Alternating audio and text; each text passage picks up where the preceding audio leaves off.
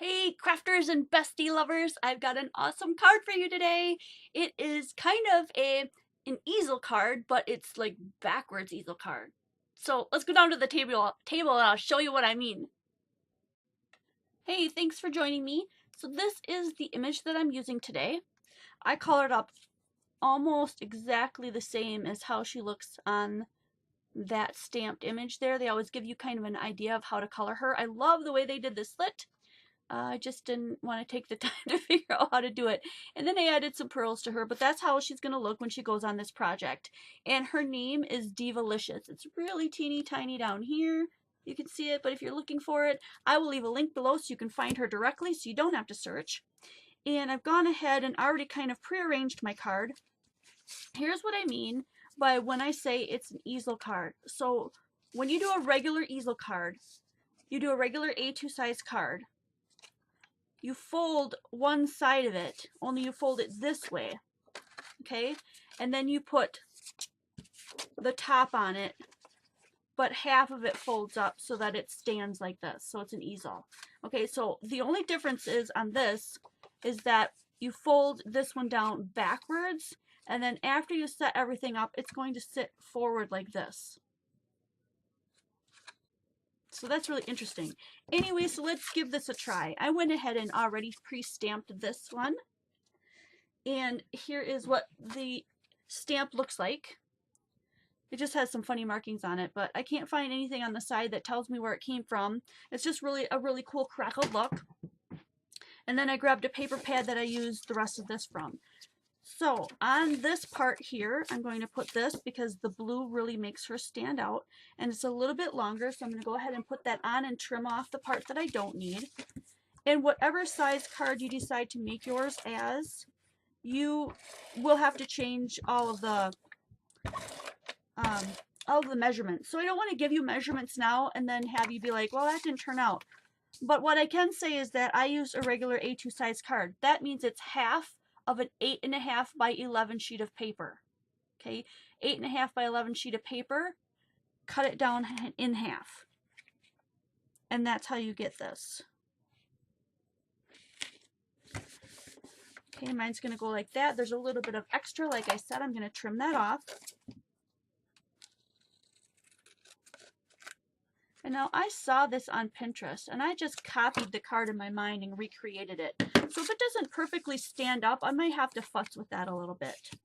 But I'm alright with that. I also want to add a little bit of brown, kind of matching her hair to this side to make this match more and to make it look a little bit more, what I would say, like a vintage. So I've got several of Tim Holtz Distress inks. I've got Vintage Photo, Walnut Stain, and Rusty Hinge.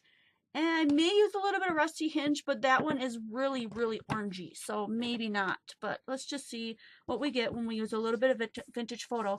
And I'm not going to cover the whole thing because I want some of the stuff behind her to be more white to make her stand out. I'm going to go in far enough that when I do add some of the deeper walnut stain, that's going to also show.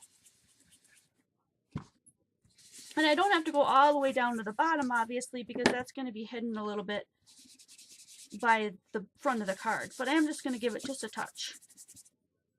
Okay, that was Vintage Photo. Let's move on to Walnut Stain, which is a darker ink. And if you're new to my channel or you're just joining me, I just go ahead and cut up a cheap piece of felt. I put a piece of that felt in each one of the inks that I use.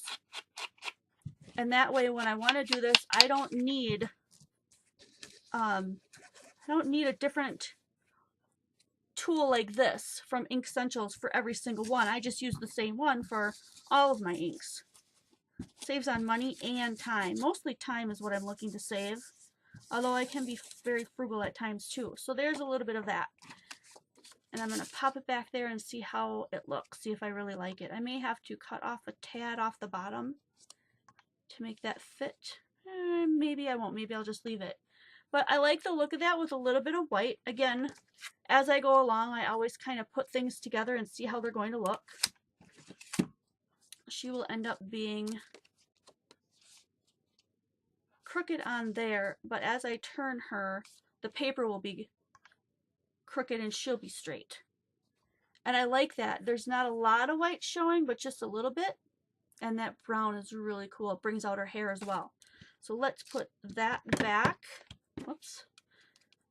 I'm not going to use the rusty hinge, as I decided that is just a little bit too orange for me. I hope those don't fall down.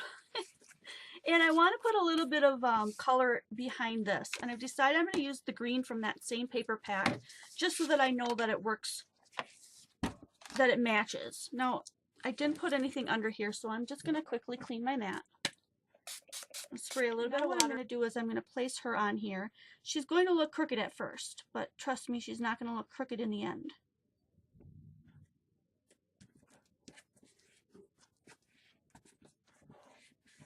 Okay, and to get this green look around that border, I had originally another white piece of paper, so, you know, something like this, and I was going to color around the edge with a Spectrum Noir marker. And then I decided that I was just going to use some paper from that same paper stack to make sure that it totally matched. So if you're in a bind and you don't have paper that matches, go ahead and try that technique. You can ink up the paper edges with some ink and a tool like this, or you could take a marker and just color the edge so that it matches. There are ways to get around that. So now I'm going to add her to the front of the card, and like I said, I'm going to turn the paper until she looks like she's standing up straight and the paper is crooked. And then I have to mind where that paper cuts off there so that I only glue from here down. So I'm just going to kind of try to hold my fingers there and just add glue around that base where it's going to stick to the card.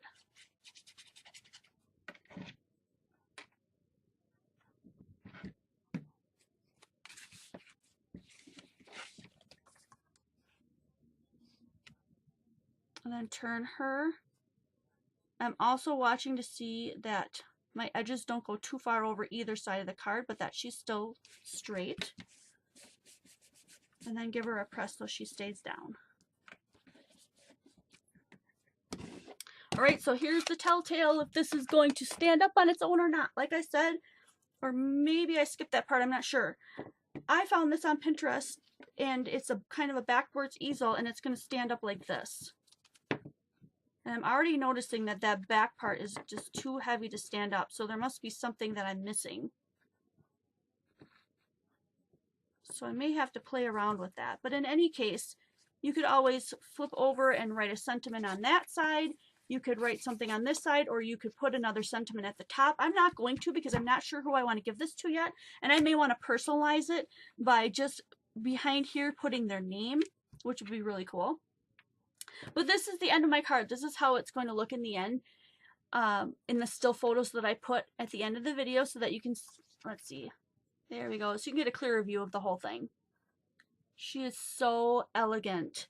Again, she is a rubber stamp that I got. I don't have her in Digi, and here's the number, although when I tried to search her up using that number, that MYB0115, she didn't come up.